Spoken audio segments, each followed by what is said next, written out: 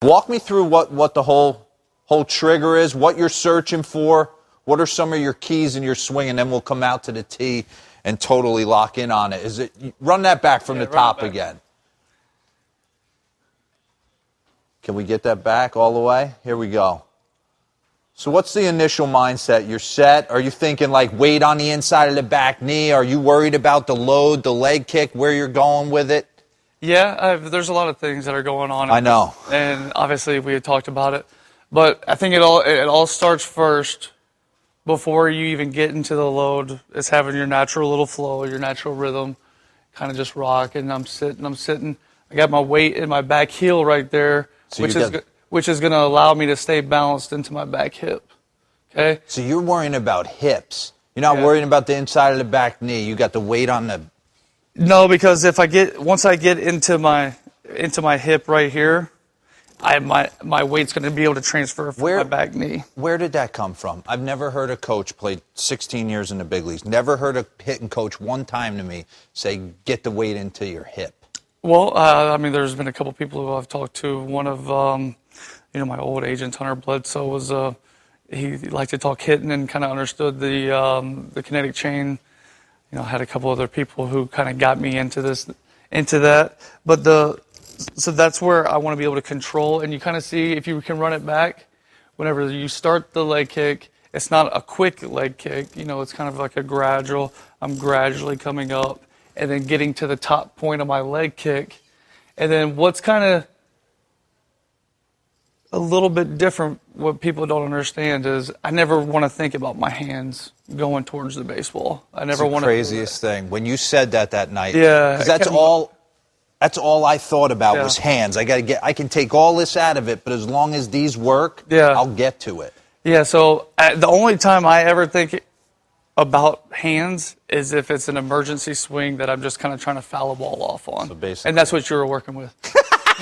I love it. And you still hit homers. I don't get it. That's how strong you are. So if we can get back a little bit further. So at this point, when I get to the top part of my leg kick right here, okay, now you see how everything's kind of nice and tight right here. So once I begin to go forward, so if you can run it, I go forward here, boom, that's when I begin to my load, and that's when I start to create my angles and get my stretch, which allows, I'm 6 foot, 200 pounds, allows a guy my size to be able to still hit. Talk about, but you're talking about, so once this is down, because you got minimal movement. I mean, most guys load down. You're pretty stacked right here, and then it's just a lay down and everything's coming, and you're thinking of creating bat speed with your shoulders, not your hands. Yeah, the term that I like to use is effortless bat speed. There's times when it looks like I'm swinging hard, but for me to actually to produce that swing, it's not taking a lot of energy from me. So that's what I mean by effortless bat speed. And my bat's flying through the zone at a pretty high rate of speed. So it goes from here, I get my coil, boom. If I can just get it back a little bit to the top part. So this is wherever I get to here and I come this way. Yeah. It's kind of more of a rubber band effect. So if most guys, what you were doing with your hands, if I had a rubber band right here, I'm taking that rubber band and I'm stretching it this much.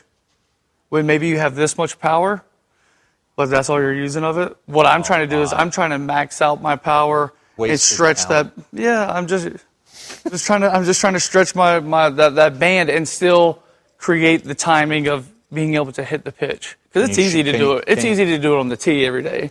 It's easy. Show me. Get side angle if you can on him and show me what you mean where the rubber band.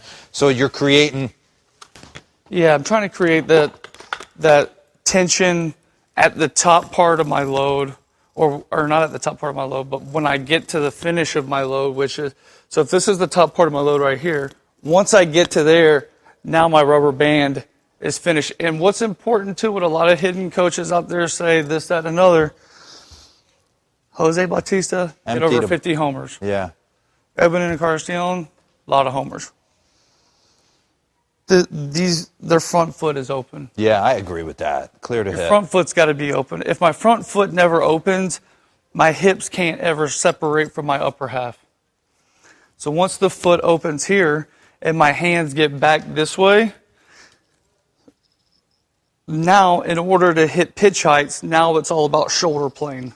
Here we go, fellas. All right, we're getting going deep. on a whole new level. We're here. getting deep. Oh, we're going to shoulder planes. If I'm a 10-year-old kid at home, give me something to go out and... Okay, I'll tell you, if you're 10 years old and your coach says get on top of the ball, tell him no.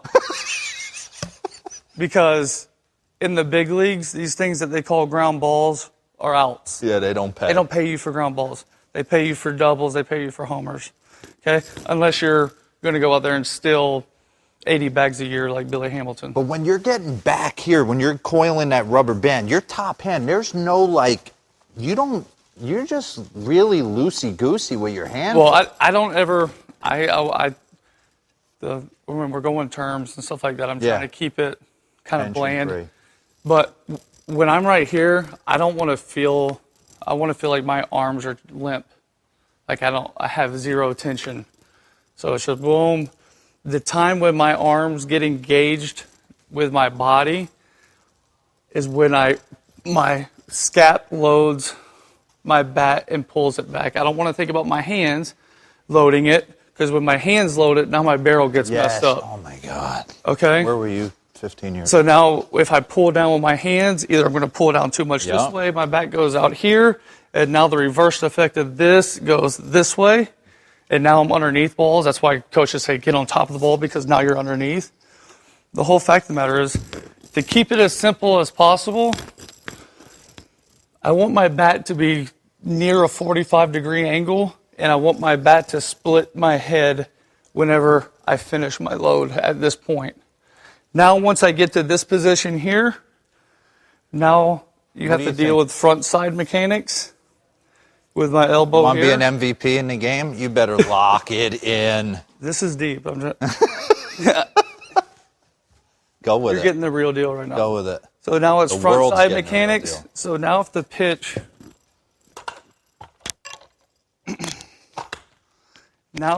is here, where you were taught to do this, Yep. It's exactly what we were Okay. trying to do.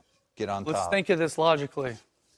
If I hit a ball like this right here, that ball's going straight down this way, or I'm going to clip the bottom side of it and pop it straight up. Yep. Done that a lot. You've done that a lot. I don't like to do that. So I learned from what I'm doing wrong. Yeah. So the proper way to hit this pitch, I'm at my load, I'm at my heel strike. That's what I call my finish. Yeah, I love my that. heel stroke, my heel strike. So now when I'm here, now it's all about getting my elbows in the right position, and then now I'm firing my back shoulder, back hip to this ball right here. And now it's a homer. Now you're thinking when all that stuff's cleared and that pitch is in the zone, you take into account your percentages, counts. So you're up there guessing a lot. Educated guesses. Somewhat. It just depends on On the who's pitching. pitcher. But you're thinking damage at all times. Why wouldn't I? Exactly. Why wouldn't I?